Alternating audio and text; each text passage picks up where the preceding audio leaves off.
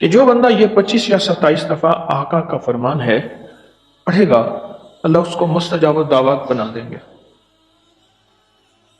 اب مستجاب الدعوات کسے کہتے ہیں؟ مستجاب الدعوات کے لیے ہاتھ اٹھانا ضروری نہیں، منتیں کرنا ضروری نہیں، کعبہ کا غلاف پکڑ کے ساری رات کھڑا ہونا ضروری نہیں۔ یہ عمل افضل ہیں، میں ان کا انکار نہیں کر رہا ہوں، لیکن ضروری نہیں۔ مستجاب الدعوات کے لیے 40 دن کا چلہ ضروری نہیں۔ مستجاب الدعوات بننے کے بعد کوئی بندہ بہت لمبی عبادتیں ریاضتیں کرے ضروری نہیں، لیکن ان سے انکار بھی نہیں۔ کیوں؟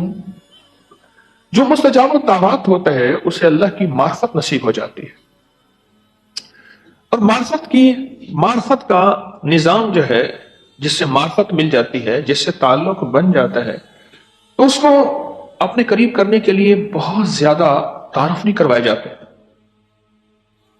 اس دن ایک صاحب میرے پاس آئے، جی میں فلاں کا بیٹا ہوں۔ میں نے کہا مجھے دکھ پہنچا آپ کی اس بات، ناراض ہیں؟ میں نے کہا آپ کے والد اگر اس دنیا سے چلے گئے ہیں تو میں آپ کو بھول گیا ہوں، اب دوسری تیسری دفعہ آ کے آپ نے مجھے یہ بات کہی ہے کہ میں فلاں کا بیٹا ہوں، کیوں کہی یہ بات؟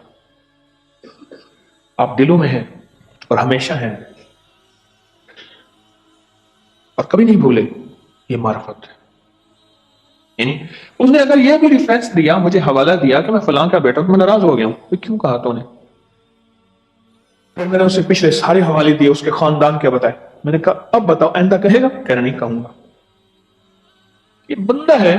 اچھا میں بھول بھی جاتا ہوں، بعض اوقات بعض بندے کو بھول جاتا ہوں۔ آج ایک صاحب میرے پاس آیا کہ جی میں 2016 سے آیا تھا باغ سے، کتنی دیر اس کو پہچاننے میں لگی، پھر جا کے پہچان لیا۔ بھول بھی جاتا ہوں، پر وہ نہیں بھولتا۔ میرا رب بھولنے سے پاک ہے، اور جب وہ کہتا ہے کہ یہ عمل کر لو میں تمہیں مستجاب الدعوات بنا دوں گا، تو پھر مستجاب الدعوات کسے کہتے ہیں؟ مستجاب الدعوات کسے کہتے ہیں؟ مستجاب الدعوات کے لیے کوئی پھر لمبی محنتیں، بہت زیادہ مشقتیں نہیں کرنی پڑتی۔ بس آنکھ اٹھی ہے تو ہو گیا ہے، ہاتھ اٹھے ہیں تو ہو گئے ہیں۔ ہاں آنکھ اٹھی ہے، صرف ایسے کیا بس۔ اور مستجاب الدعوات نے پھر کوئی اپنی ادائیں پیش کی ہیں تو اس کی اداؤں میں پکڑ نہیں ہوئی۔ ابراہیم بن آدم رحمۃ اللہ علیہ، بھوک لگی، یا اللہ کھانا کھلا دے، نہیں کھلاتا تو تیرے کعبے کے کنگرے توڑ دوں گا۔ اب یہ ہم نہیں کہہ سکتے، اونچی سطح کی بات ہے۔ یاروں معاشق اور معشوق کا راز و نیاز ہے۔ اس وقت کھانا مل گیا۔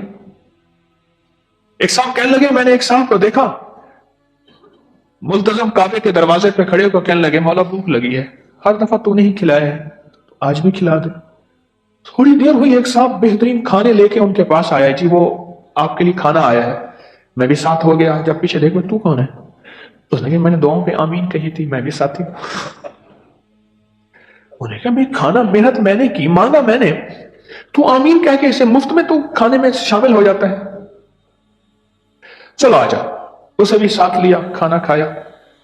تو کہا مجھے بعد میں پتہ چلا کہ یہ سادات کے شہزادے آل رسول کے شہنشاہ حضرت امام جعفر صادق ہیں۔ مستجاب الدعوات ہوتا ہے تو میں کہتا ہے اللہ دے دے، اور مستجاب الدعوات جب بن جاتا ہے تو پھر اللہ پاک سے کہتا ہے اللہ دے دے۔ آواز آتی ہے تیرے لیے ابھی خیر نہیں ہے، کہتا ٹھیک ہے مولا، پھر اسی آزمائش میں زندگی گزر جائے گی، شکوہ نہیں کروں گا۔ حضرت شاہ عبد القادر صاحب رحمۃ اللہ علیہ کے جو خدام تھے، سالہ سال سے ساتھ رہتے تھے، وہ مزاج کو سمجھتے تھے مرشد کے۔ حضرت کے کچھ الفاظ تھے، کوئی بندہ آتا تھا کہ حضرت یہ دکھ تکلیف، یہ مشکل، یہ پریشانی، تو کہ اچھا بھی اللہ سے دعا کرتے ہیں اللہ کر دے۔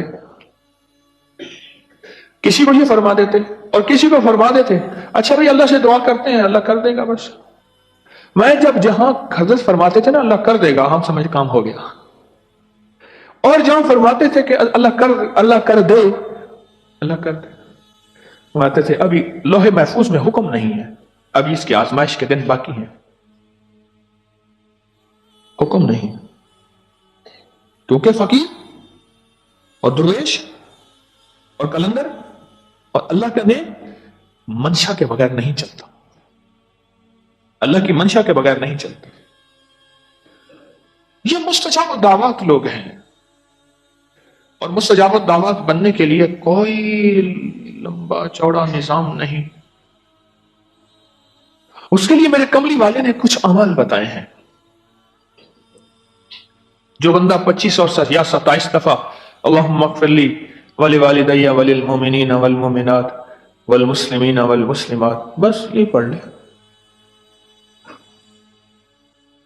میں جو اس کو معمول بنا لے، پڑھ لے، وہ مرنے سے پہلے مستجاب الدعوات بن کے رہے گا۔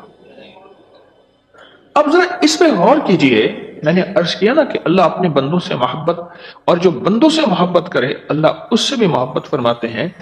ان لفظوں پہ جو غور کریں، میں جو آپ کی خدمت میں عرض کرنا چاہ رہا ہوں وہ لفظ کیا ہے کہ اس میں ساری کی ساری امت کی اصل میں خیر خواہی ہے۔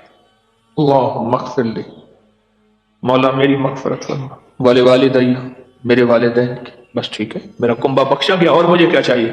کہتے ہیں نا اللہ، جس کملی والے کا میں امتی ہوں، وہ کملی والے اپنی ختم نبوت کے صدقے سارے عالم کو، آخری عالم کے آخری انسان کو ایک خیر خواہی کا جذبہ دے کر گئے ہیں کہ دیکھو اب نبوت کا دروازہ بند ہو گیا، اب امت کی خیر خواہی تمہارے ذمہ ہے، اور ہر فرد کے ذمہ ہے، ہر شخص کے ذمہ ہے۔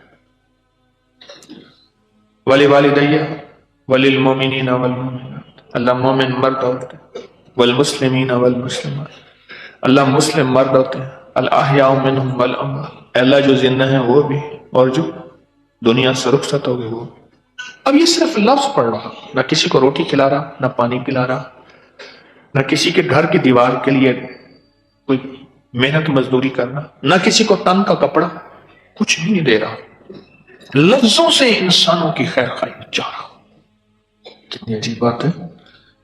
ایک طرف یہ عجیب بات ہے، ایک طرف اس کی شان کریمی پہ بھی واہ واہ ہو جاتی ہے، کہ وہ کریم کی شان کریمی پہ بھی واہ واہ ہو جاتی ہے، سبحان اللہ ہو جاتی ہے کہ مولا تو ایسا کریم ہے کہ بس جو لفظوں سے تیرے بندوں کی خیر خواہی چاہے تو اس کے بارے میں فیصلہ کرتا ہے۔ ادھر آ جی حضور، جا میں نے تجھے ولایت کا تاج پہنا دیا۔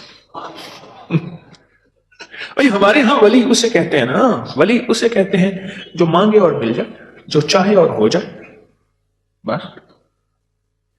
اب بولیں کتنی عجیب بات ہے کہ میں نے تجھے ولایت کا تاج پہنا دیا، تجھے اپنے دوستوں میں شامل کر دیا۔